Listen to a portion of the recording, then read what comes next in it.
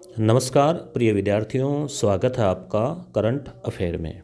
आपको पता होगा अंतर्राष्ट्रीय क्रोनोलॉजी करंट अफेयर की बहुत ही शानदार मासिक पत्रिका है और जनवरी का इसका संस्करण आ चुका है।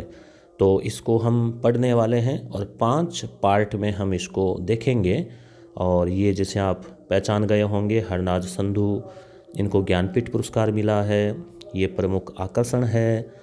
और गंगा एक्सप्रेसवे का उद्घाटन हुआ जो कि यूपी का सबसे बड़ा एक्सप्रेसवे है। तो तमाम जो चीज़ें हैं, महत्वपूर्ण तथ्य है, वो हम देखने वाले हैं इसमें। तो पहले आप ये जो मैंने नोट्स बनाए हैं उनके माध्यम से इसको पढ़ लेवें, रिवीजन कर लेवें और उसके बाद में इस पुस्तक को भी विस्तृत जानकारी के लिए पढ़ लेवें। और सतत विकास और जलवायु पर भी एक बहुत शानदार लेख इसमें आया है, उसे भी आप ज़रूर देखें। तो इसको हम 5 पार्ट में डिवाइड करके पढ़ेंगे। पहले पार्ट में अंतर्राष्ट्रीय और राष्ट्रीय परिदृश्य, दूसरे में ये 2 परिदृश्य, तीसरे में केवल राजस्थान वाला, फिर पुरस्कार और सम्मान, और फिर अद्यतन सामान्य ज्ञान। यानी 15 × 5 करीब 75 मिनट में 1 घंटा सवा घंटा में हम पूरा 1 महीने का करंट अफेयर आपको करवा देंगे। हालांकि इसमें मुझे जो समय लगता है 60 पृष्ठ है इसमें, तो उनको पढ़ना, अंडरलाइन करना, फिर उसको नोट्स बनाना, फिर उसका वीडियो बनाना, तो करीब 10-11 घंटे का समय लगता है। मगर इससे मैं भी अपडेट हो जाता हूँ और आप भी करंट अफेयर से अपडेट हो जाते हैं। नोट्स पढ़ने के बाद आप पढ़ेंगे तो ये आपको काफ़ी सरल लगेगी। अन्यथा विद्यार्थियों की थोड़ी शिकायत रहती है कि ये पढ़ने में उनको पता भी नहीं चल पाता कि कौन सी चीज़ को ज़्यादा फोकस करना है, कौन से करंट अफेयर पर कम ध्यान देना है। तो इस तरह से तो शुरू करते हैं हम अंतर्राष्ट्रीय क्रोनोलॉजी जनवरी 2022 अंतर्राष्ट्रीय परिदृश्य। तो आप जो है ये जनवरी की है, दिसंबर की मैंने करवा रखी है, अक्टूबर की भी करवा रखी है, नवंबर की बाकी है, जल्दी करवा देंगे। तो इस तरह से ये तीसरा पार्ट है ये। तो उसकी प्लेलिस्ट का लिंक डिस्क्रिप्शन में आपको मिल जाएगा। फोर्ब्स की 100 शक्तिशाली महिलाओं की सूची, अमेरिका की एक पत्रिका है फोर्ब्स, वह हर साल ऐसी सूचियां जारी करता है। तो विश्व की सबसे ताकतवर महिला, ताकत का मतलब वह है हर तरह से प्रभावशाली, तो वो स्थान है मैकेंजी का। तो मैकेंजी महिला का नाम है, मैकेंजी स्टोक पूरा नाम है इनका, मैकेंजी स्टोक। ये अमेजन, आप सामान मंगवाते होंगे ना अमेजन से, तो अमेजन के मालिक अमेरिका का है जेफ बेजोस। वो दुनिया का दूसरा सबसे अमीर व्यक्ति है। आप कमेंट करके बता सकते हैं पहला सबसे अमीर, यानी दुनिया का सबसे अमीर व्यक्ति कौन है, कमेंट करें। तो ये जेफ बेजोस की पूर्व पत्नी है। तो इसकी हालांकि अमीरी में अब ये इसका खुद का ही इसका कोई ना कोई बिजनेस होगा।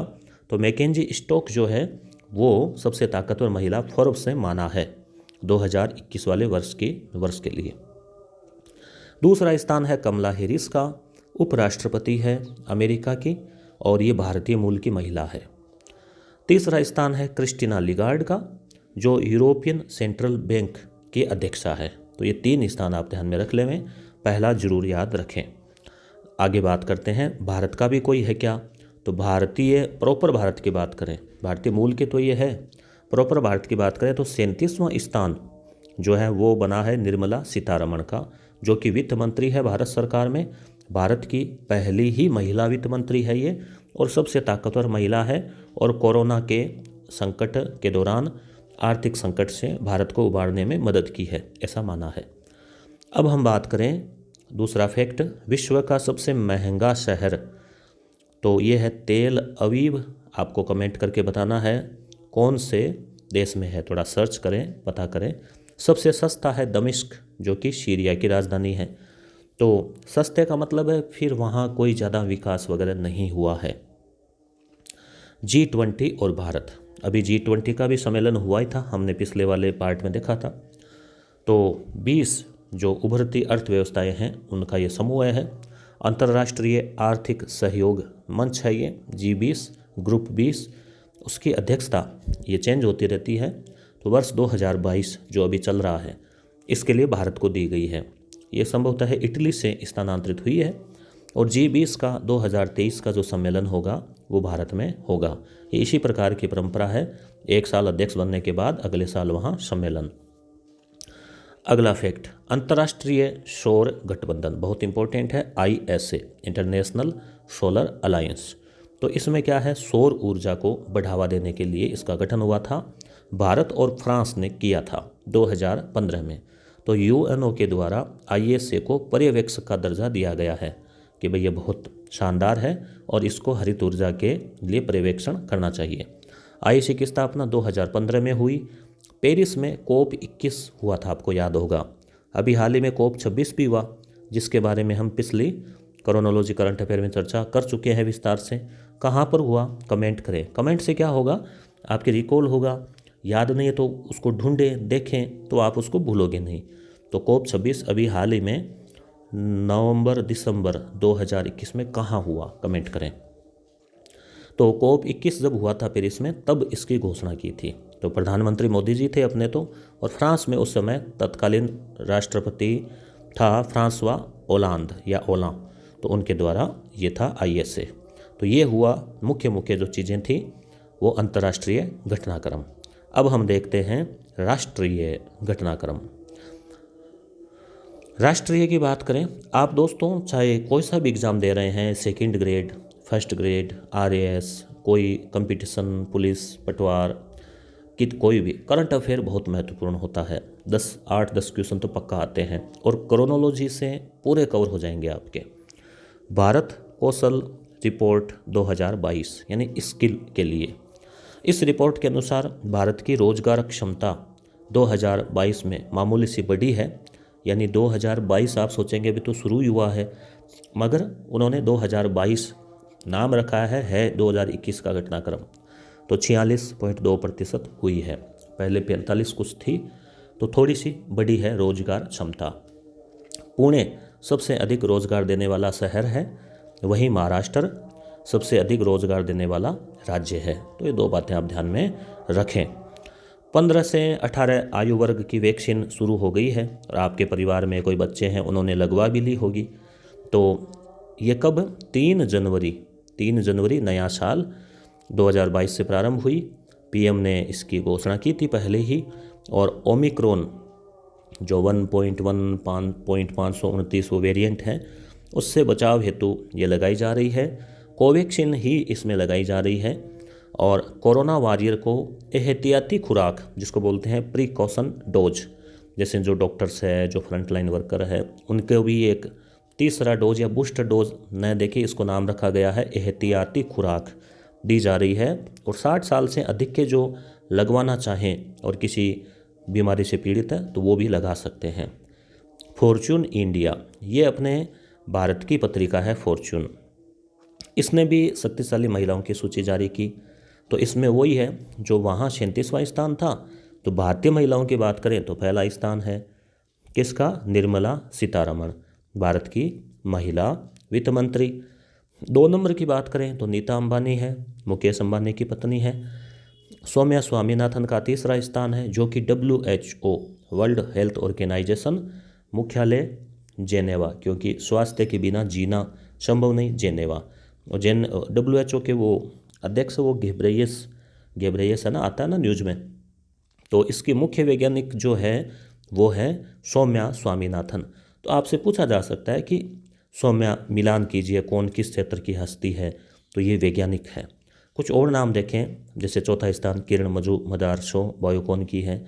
गीता गोपीनाथ 7वां स्थान है, बीच के मैंने वो छोड़ दिए हैं, आप फिर वो पुस्तक देख लेना। मुख्यतः पहला स्थान ही आपको याद रखना होता है। तो गीता गोपीनाथ अर्थशास्त्री है। तो ये जैसे प्रसिद्ध हस्तियाँ IMF में, इंटरनेशनल मॉनिटरी फंड, मुद्रा कोष में।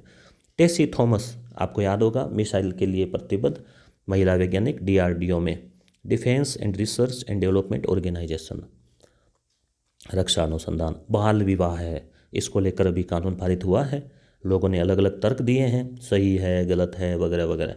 तो बाल विवाह निषेध संशोधन विधेयक 2021, इससे पहले 1829 में हरिलाल शारदा, फिर मुझे याद आ रहा है 1989 होना चाहिए संभवतः, 88-89, उसमें फिर 14 से 18 और 21 की गई थी। अब आयु 21-21 कर दी है। यानी देखो तारीख भी देखो, 21/12/21 को लोकसभा में प्रस्तुत, 21 तारीख, ये भी उल्टा है, 1-2 मतलब 21। का उल्टा, तो बालिका की आयु 21 वर्ष कर दी गई है। तो ये तारीख भी आपको याद रह जाएगी। और सभी धर्मों पर लागू है, ध्यान रखना, केवल हिंदू धर्म ही नहीं बल्कि तमाम जो धर्म है भारत में सभी पर यह लागू होगा। तो वर और वधु अब बराबर बराबर हो गए। वैसे ठीक है ना, पहले ऐसे था कि बालिका की 18, वर की 21, वर को 3 साल और मौका मिलता था सोचने का, शादी करूं कि नहीं करूं। अब बराबर बराबर टाइम मिलेगा। ठीक है, तो ये तो मजाक की बात हुई।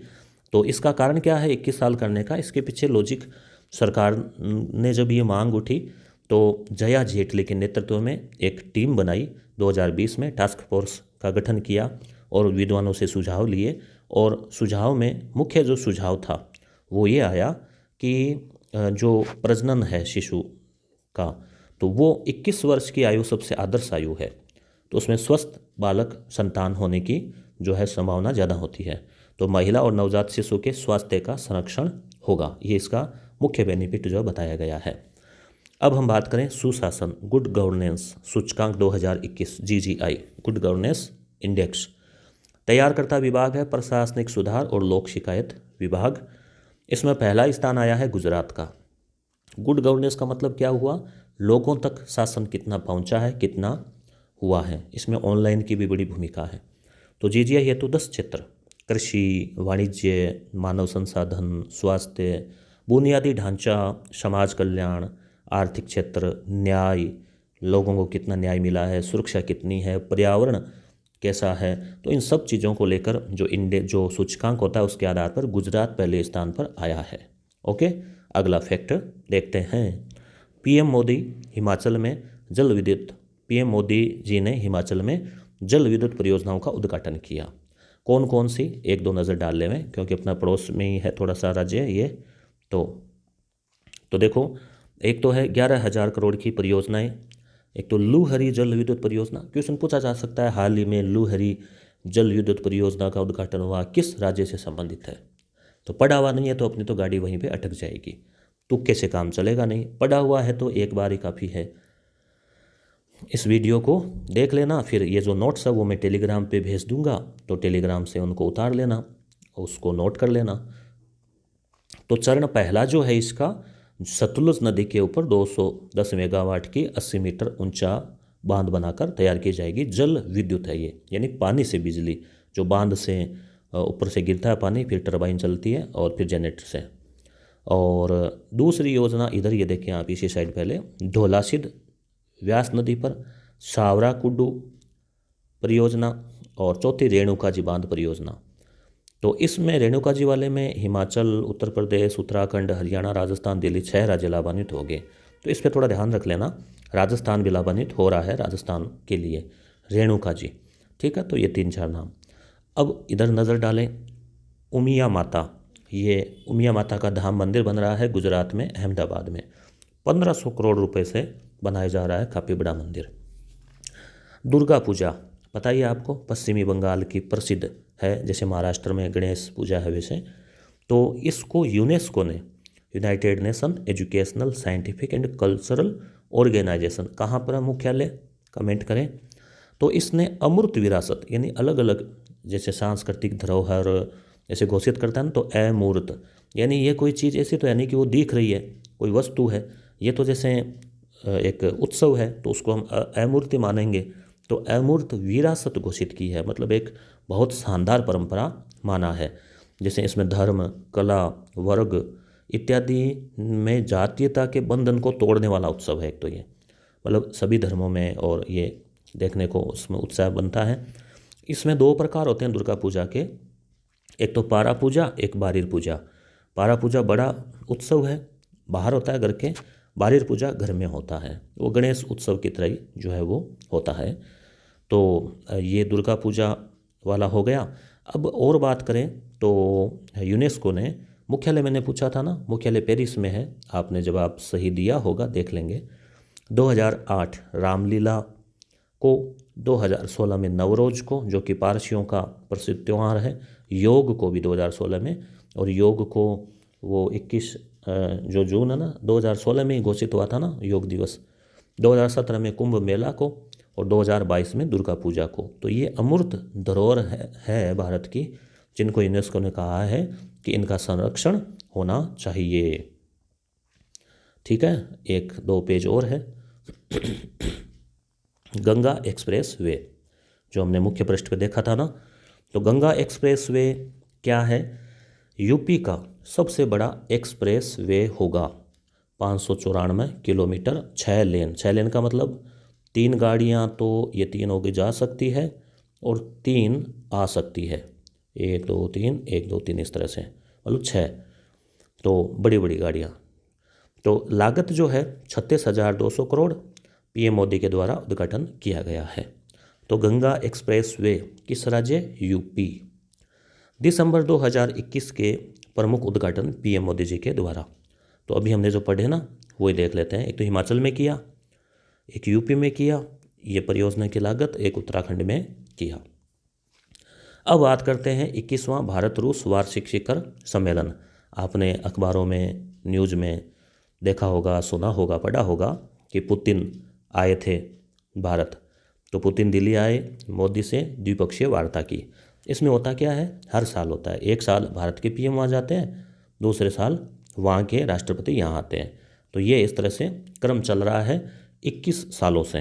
तो ये दोनों की दोस्ती को दिखाता है। 2+2 वार्ता, यानी 2 देशों के बीच वार्ता द्विपक्षीय, उसमें कोई तीसरा पक्ष का लेना देना नहीं है, दोनों के हितों की बात होती है। तो भारत के रक्षा मंत्री राजनाथ सिंह और विदेश मंत्री एस जयशंकर ने ये वार्ता की, और उधर इनके जो समकक्ष थे उन्होंने वार्ता की। देखो उनके नाम लिखे नहीं क्योंकि वो याद तो होने नहीं है, तो इसलिए। तो यहाँ आप 21वीं वार्ता थी, याद रख लेना। व्यापार, शिक्षा, स्वास्थ्य, ऊर्जा, बौद्धिक संपदा इत्यादि से संबंधित 28 समझौतों पर हस्ताक्षर हुए। भारत रूस से AK-203 राइफल्स आदि खरीद रहा है, उस पर अनुबंध किए हैं। 1971 में आपको याद होगा जब बांग्लादेश के साथ युद्ध हुआ था, पाकिस्तान के साथ बांग्लादेश आज़ाद हुआ था, तो भारत को अमेरिका से हमले का खतरा था। तो रूस के साथ में एक संधि की थी, शांति समझौता, अनाक्रमण, वो दोस्ती की। तो वो एक बहुत मजबूत संधि थी और भारत को एक अंतर्राष्ट्रीय स्तर पर बहुत बड़ा समर्थन मिला था। तो उसको भी 50 साल हो गए 2021 में। 2025 तक इन दोनों जो व्यापार लक्ष्य है वो $30 बिलियन करने का है दोनों का। अंतर्राष्ट्रीय उत्तर दक्षिण परिवहन कॉरिडोर ये बनाने का प्रयास है, उत्तर दक्षिण यानी रूस से लेके भारत तक, और चेन्नई से लेके वो समुद्र के रास्ते व्लादिवोस्तोक ईस्टर्न मेरीटाइम कॉरिडोर। इनका प्लान है कि ये व्यापार के लिए एक बनाया जाएगा रास्ता, तो उसके माध्यम से कनेक्टिविटी को बढ़ावा दिया जाएगा। रूस भारत का सबसे बड़ा रक्षा आपूर्तिकर्ता है। S-400 मिसाइल प्रणाली हो, AK राइफल हो, ब्रह्मोस हो। अंतरिक्ष में अभी गगनयान के माध्यम से 2023 में भारत अंतरिक्ष में मानव भेजेगा, तो वो भी प्रशिक्षण रूस में लेकर आए हैं। कुडनकुलम तमिलनाडु में जो परमाणु संयंत्र बन रहा है उसमें ईंधन की आपूर्ति हो। तो ऐसे बहुत महत्वपूर्ण मुद्दों में रूस भारत का जो है बड़ा भागीदार है, साथ देता है। और शुरू में आपको याद होगा बोकारो जो संयंत्र स्थापित हुए थे उसमें भी रूस ने ही हमें सहयोग दिया था, तकनीक और पैसे दिए थे। तो रूस भारत का एक तरह से पक्का दोस्त है। नागालैंड में 3 नए जिलों का गठन। तो ये भी क्वेश्चन पूछा जा सकता है किस पूर्वोत्तर राज्य में? तो नागालैंड में। कौन कौन से नाम तो भले मत याद रखना, देख लो, तसेमिन्यू, न्यूलैंड और चुमू के दीमा। तो कुल मिला के नागालैंड में हुए हैं और अब 15 हो गए हैं जिले वहाँ। आत्मनिर्भर भारत रोजगार योजना, तो इसमें आत्मनिर्भर बनाने का प्रयास है, नाम से पता चल रहा है। नवंबर 2020 में ये लॉन्च हुई थी, और कोविड-19 से जो उत्पन्न संकट हुआ बेरोजगारी का, तो उसमें रोजगार के अवसरों की रिकवरी हेतु लोन वगैरह देने की योजना है ये। इसका जो क्रियान्वयन करने में महाराष्ट्र जो है सबसे ऊपर रहा है, इसके मूल्यांकन में ये बात पता चली। और बात करें आगे तो महारत्न कंपनी यानी नवरत्न, महारत्न और मिनी रत्न 3 प्रकार की कंपनियां होती हैं टर्नओवर के आधार पे। तो BPCL Bharat petroleum corporation limited और बार्क ये जो भाभा एटॉमिक रिसर्च सेंटर जो है मुंबई, इनके बीच में एक समझौता किया है दोनों ने हरित हाइड्रोजन की। हम बिजली जो बनाएंगे तो ये ग्रीन एनर्जी होगी, जैसे सौर ऊर्जा वगैरह ना, वैसे हाइड्रोजन से बिजली बनाने का प्रयास किया जाएगा, जिसमें ये अब विज्ञान वाले समझ सकते हैं क्षारीय इलेक्ट्रोलाइजर प्रौद्योगिकी के माध्यम से। कोई विज्ञान का और जानकारी हो तो कमेंट में शॉर्ट में आप लिख सकते हैं इसकी जानकारी। श्री कृष्ण बलराम रथ यात्रा को, क्योंकि ये राज्य उत्सव घोषित करने वाला राज्य है पंजाब, सीएम है चरणजीत सिंह चन्नी, उन्होंने इसकी घोषणा की है क्योंकि वो पंजाब की एक बड़ी रथ यात्रा और बड़ा उत्सव है, तो इसको राज्य उत्सव घोषित कर दिया है। तो दोस्तों ये था अपना अंतर्राष्ट्रीय और राष्ट्रीय। अगले घटनाक्रम में, अगले वीडियो में आपसे, नेक्स्ट वीडियो में आपसे मुलाकात होगी, जो नेक्स्ट है उसके बारे में, जिसमें अंतर्राष्ट्रीय वो जो प्रौद्योगिकी है वो और आर्थिक परिदृश्य। तो धन्यवाद।